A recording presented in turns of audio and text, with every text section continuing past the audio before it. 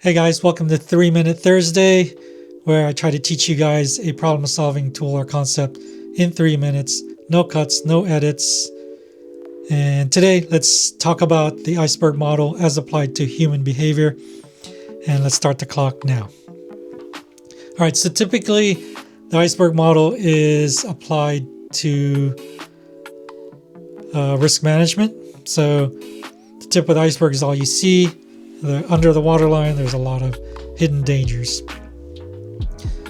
But in the case of human behavior, the tip of the iceberg represents our actions. So all we see in a person's actions or behaviors. What's hidden under the waterline are what led to those actions, which in the case of us humans, it's our beliefs at the very bottom, at the very core or base of us, which leads to our thinking or our thoughts, and the thoughts lead to actions. So when you scratch your head and try to think, well, why is this person acting the way they're acting? Doesn't make any sense. And that is because you're not thinking about you haven't figured out what's under the waterline.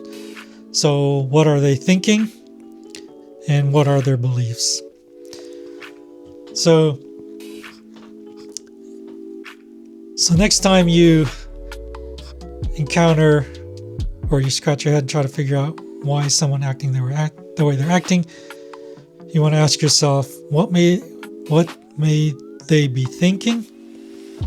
And what beliefs do they hold that may influence that thinking? And the only way to learn this is by getting to know them, asking them questions, and trying to figure out what those beliefs are. It may be someone you already know, you've spent time with, you already have some basis of what their beliefs are, and you can start to construct the iceberg model from there. So again, it's a very simple model. I'm not saying that it's going to be easy to apply every time, but it's just a framework that you can use to start thinking about when you start to ask yourself, why are they acting this way? Right? So, for example, if someone does not take criticism well, or they may blow up at you if you try to give them advice, you can start to think, all right, are they thinking that I'm trying to undermine them?